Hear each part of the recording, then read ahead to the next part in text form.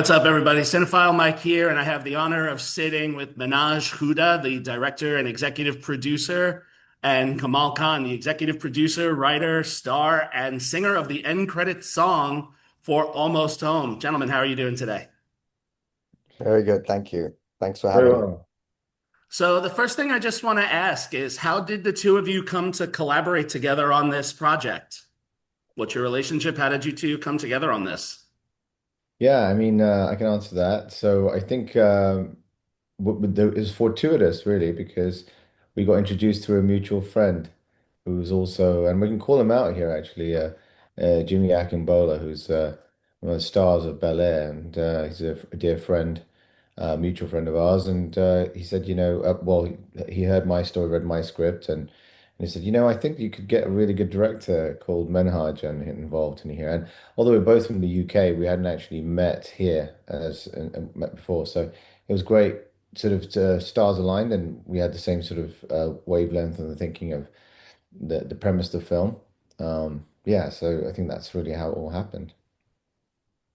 Yeah, I mean, for me, that's pretty much Jimmy said, "Oh, a friend of mine, Kamal, he's got a project which I think might interest you." This was just like coming up to the strikes, I think, and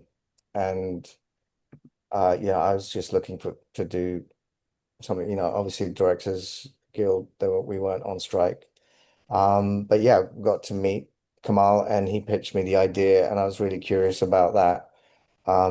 Any project that has a portrayal of Muslims in sort of positive roles um, really appeals to me, and I had never really seen or heard of a film with a character like this before, so I was immediately drawn to it and wanted to continue the conversation. And yeah, we decided to.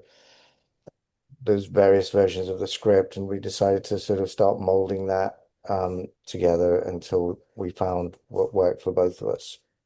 Nice. So, Kamal, I'm going to ask, you wore many, many hats here. You were the star of the film, you wrote the film, you were a producer on the film, you did the end credit song. How did it feel to balance all of these multi jobs? Yeah, well, thank God I didn't direct it because I would have done a terrible job of that. But yeah, it was, I think the idea had formed a while back, and for a short, as you know, you can get pretty involved in that. And so when the idea and the concept was there many years ago, and because for me, not having made a film before, right, having as much experience, as Menhaj mentioned, it was a journey, right? So even when I had that script, it was like, well, getting the experts, as you like, to sort of look through it and say, okay, how can we make this compelling and so forth. So I think that was probably the the most of my learning experience in writing the actual script, getting it to a place where it really worked. Um, but of course, wearing multiple hats, it's hard. I mean, it's not just that. It's when you're producing, the problem, because you're project managing, right? You're really kind of figuring out, and then you've got to fundraise, you've got to do all those things. So sometimes people forget that that's the part that's really tough to get to that point. You've got a great concept of film. Um, and then obviously, yeah, and then being an actor, you obviously want to give it the best performance, but when you've got distractions with other things that are going on in your mind, you've got to really focus on what's at hand. So I replayed many times, and I'd lived with the film for a while. So sometimes I think as an actor, you get a script a few days before. Maybe last minute I had one where I'd literally got it the night before and had to be on set at 5 a.m. in the morning. So you don't really have much time to. So I really had some time to let it marinate, I think, so that the performance itself could then be easier at the time, right? Or at least I should say, couldn't get as distracted, which was even as hard as it was. I think, and yeah, and then obviously, the creative process for the song, just to come back to that, was something that I'd started from a while back, was wanting to do that. So it was a ambition of mine. We managed to do it. But, having a great director, having a good team that we put together was really critical because it's really hard to do on your own. Don't recommend it. And Menhaj, so with that, Kamal was talking about the script and all the parts of living with this. So this film it tackles so many different themes, and I have to say, impressively, given that it's a 20-minute film. I mean, we tackle obviously the after effects of PTSD, and then we have the theme of family. Then we also have guilt and prejudice and bullying. All of these themes. How did it feel to walk the line to make sure that each of these was given its proper due? Because they're all very important. And reflecting, was there anything you wish you could go back and expand on? Um, I mean, I think, the writing process for us was very kind of revealing, and it we went through various sort of phases of thinking about, like, should we make this a 15-minute film? Like, we've heard that, that's the ideal, under 15 is the ideal length. And so many people wanted to cut this scene or that scene, which would have brought it down to the right length. And in the end, this was like Kamal's baby, and I wanted to basically make sure that sort of the integrity of that was maintained. And we just made the decision that we were going to stick to our guns and keep those things. And there were other things that we did leave behind, I think, but we tried to construct it in a way that it kind of made sense or gave you the right pauses and breathers to be able to include all of that. Um, I mean, I think in truth, um, I've been directing for a long time. I've worked on a lot of high-end productions, and being honest, the reason I ended up um, wanting to do this was because it was so different to the work that I'd done before, and I wanted to kind of have a piece of work at least that connects me to my community. So that was, the main reason. And for like what Kamal was talking about, like wearing all those hats for him, I haven't worked with Kamal before, so I wasn't sure how he was going to be able to juggle all that. And to his credit, he managed to pull it all off. I mean, I've seen other people on much bigger productions kind of lose the plot and Mhm. and bail out, and he stuck to it like all the way through to the end. Which is, huge credit to him. Um, but it was also a learning curve. I think in truth, um, that if we were to do this again, I would encourage him to not wear as many hats and focus in on either just producing and acting, or writing and acting, but maybe not producing, acting, writing, doing the song, all of those things, because it's like it can be overwhelming, and and it kind of you can spread yourself too thin. So but thankfully my experience and the people that I surrounded myself with, in terms of the crew that we brought on and other producers, we really managed to pull all our resources together to create something really impactful, and that's what shows on screen. Nice. And so, Kamal, to that point, in creating this character of Amir, creating and executing this character, what were some of the challenges you had, and what were some of the rewarding moments that you were proud of? Yeah, gosh. I think there's a rewarding moments really being able to, I'll be honest, completing the film. That was definitely rewarding because there were some challenges, as Menhaj talks about. I mean, just to give you a simple example, we ran out of time, which I know a lot of films do. So we the prayer scene, for example, right at the end, which we wanted to keep, and Menhaj makes a good point in that he wanted to stay true to my vision, which is, it's always good when a director, appreciates that, even though that you could have made a lot of changes to it, right? And I wanted to. So one of the things that I think to your question is, you know, I wanted him to make the film more unique was the fact that we have references in the past, whether you watch The Covenant or others, that there's call to prayer, or that person that happens to be from Afghanistan, he is a Muslim, is an interpreter. This person was a patriot. He was a Marine, but he happens to be a practicing Muslim, meaning that he actually goes through the prayer. And one of the things that I don't think is shown too often is the process of what that might be, or maybe it's not just saying a couple of names or from religious text, and it's universal. So I think that was the part that we had to add a little bit of extra time to make sure that we capture that, and then that he's at peace with himself, right? And the point was to, a journey to get to peace. I think I was proud of that, to be able to be portrayed, and people watching that as part of the film to have a positive spin, as you can tell with the media, a positive spin on what it happens to be a practicing Muslim, and you can just be a normal. The other thing that I think was significant, and Menhaj and I discussed about it quite a bit, was, his wife could be anyone or any faith of any color. And one of the things I'd written in the script was the fact that she was a Caucasian, um, because it didn't really matter to me where she could be from. The fact is, they are together, and it was all about showing that there's more in common with each other than there are differences. He doesn't necessarily have to marry a Muslim. We don't know whether she is Muslim or not, but there are also Muslims do come in different colors, shapes, and sizes, as we all know. So I think that was something that I was particularly proud of, that we were able to to uh, to do, and to show Amir's journey through that process, that he's dealing with so many different things, but he's trying to reconcile all of these different things, right? That are coming at him, if you like. So I hope that answers your question. But Mhm.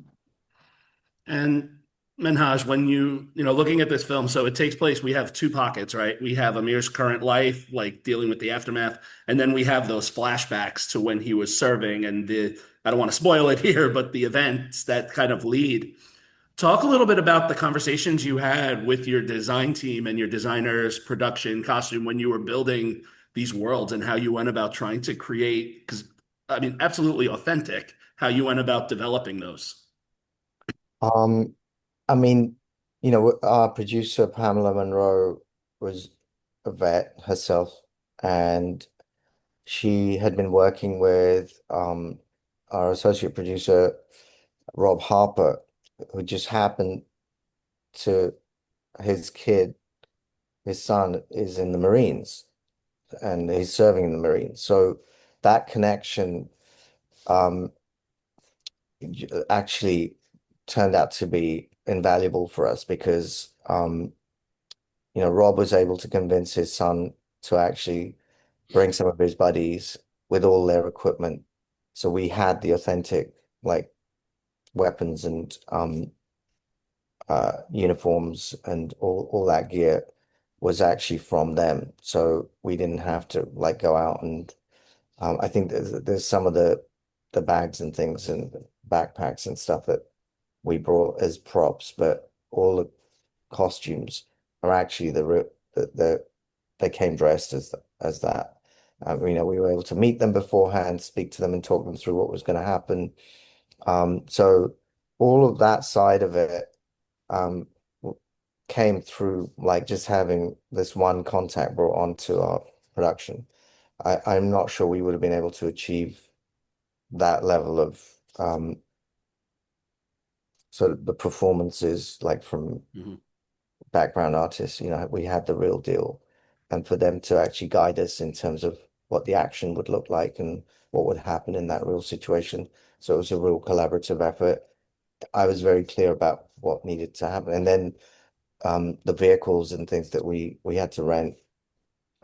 We also, when we went out to look at the vehicles, I spotted a piece of land like right outside there. I'm thinking that could be our location, and we managed to convince them to let us shoot it there. And so all those elements, came together in the perfect way. There were other things that we were trying to achieve, but just was not going to be possible in um 3 days, which we had to shoot this whole film. yeah, So yeah. uh Well, 3 days. That's impressive for what this film. That's very impressive.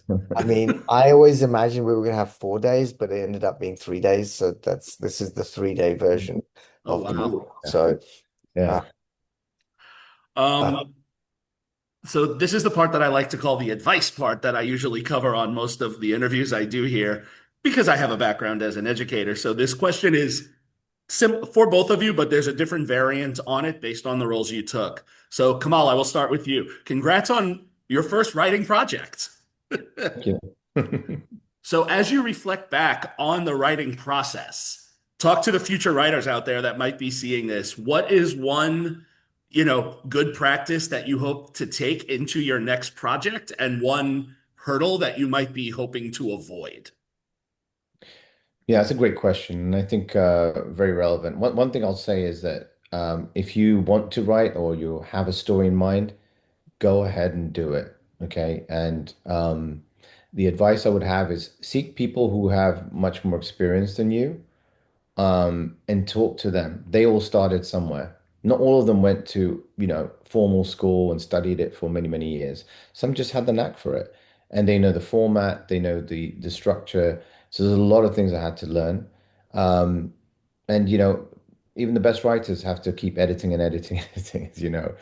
Um, but as long as you stay true to the beginning, middle, and end, which is really important, I was just reminding myself of that each time, and then I think that you can achieve it. And I just say encourage everybody. It doesn't matter. You don't have to have that formal training.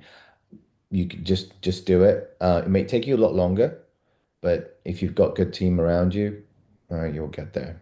And same vision, by the way. So that's my advice. Nice. And Menhaj, so you have this very impressive resume that spans television and film, and a little bit earlier you talked about how you've worked on, other bigger projects. So for our future filmmakers out there that are watching this, what is one good practice that you take with you when you go from project to project? And what would you say has been your greatest learning curve? I think for me, the what I always say to young people trying to enter the business is even if you go to film school and are looking to study, um, don't be like snobbish about going in and working in a crew, like and starting at the bottom. Because which is kind of what I did. I had a degree in engineering from Oxford, and then I decided to become a runner and then train to be an editor. And that process and then being on set making like music videos and things just taught me a lot that you're not going to understand when you're studying and working with your fellow students. So, and both paths have their advantages and disadvantages. And so for me, who never got to go to film school, even though I wanted to, because I started directing professionally at a very early on in my career. Um, and I got lucky and ran with it. But that's something for me, my advantage was that I was an editor before I was a director. So I Mhm. always bring that to the set. So I know very clearly what I need, all the elements that I need to cover, and also what's kind of a bonus if I can get that extra thing or that I prioritize that special shot with knowing that I don't need all these other shots because my editing head is like, no, I don't need all that stuff and don't need to spend time on that. So being organized in that way is really what people are looking for if you want to work as a professional director. But these days, people are just going out and making stuff because we have access to so much equipment and editing and computers and all that stuff that you can actually create stuff without needing a lot of people, and now with the advent of AI and being able to create images, all of that is feeding into the next generation of filmmakers, right? So that's kind of we're at the very, very, you know, early stages of that, it's just beginning. So where that leads, we'll find out in the next year or so. I would say it's going to become very clear. Um, But yeah, so going back to your question, I think for me, the thing to do for young people is to get involved in a crew, see how everyone works together, how things need to work, have good experiences and learn from those, and not be set on like, well, I want to be the one who calls the shots. I want to be the person that's, well, you can be, but you also going to have, 10, 20, 30, 50, 100 people to command. And if you don't know how to do that, you're not going to get what you think you're going to get, because you've got to be able to bring all those people in line with your vision to get exactly how you want it. And that is not always as straightforward as it seems. Nice. Well, thank you. So the last question I'm going to ask before I have to let you go, what is it that you are hoping people take away from the film after they watch it? You want me to answer that, Manoj? Yeah. Okay. Um, I mean, one of the things that I had in my mind when I made the film was that the average person in Nebraska watching a NFL game would be, sitting there and would be like, okay, now if it's a film about, there's so much politics and whatnot, and then maybe it's a documentary about, let's just mix up Ukraine or Palestine, right? The wars we're talking about. They're going to switch the channel, right? They don't really want to know. I mean, it's again stressful to hear about it. But what if it's about a Marine and maybe they're a vet, right? And maybe they just don't know, based on media, what really a Muslim person that Muslims could be in the military, or they happen to be just regular people out there. I just like to normalize, what was my message? One takeaway if they have, normalize the fact that it's just a regular guy who just happens to be out there and he's dealing with mental health issues, and for good reason, right? And he happens to be a patriot and he's also a person of faith. And it doesn't matter what faith, but that's what he is, and he's trying to heal himself mental. I think mental health is obviously a theme as well. So it's really a social impact film for that reason. So I think that's the one message, that he's just a regular person dealing with issues out there and happens to be very wholly American and patriotic as well. All right. Manhaj, is there anything you'd like to add? No, Or I think I knew he was going to come up with that, so I'm going to let him have the final word. all right. Well, Uh, gentlemen, thank you so much for taking the time to meet with me. Best of luck with the film. It's a beautiful, poignant film. And for those of you, keep an eye out for Almost Home. It's on the festival circuit right now, and hopefully we get to see this pop up a little bit more. So thank you so much. Thank Thanks, you. Mike. Thanks for having us. Thanks a lot, Mike.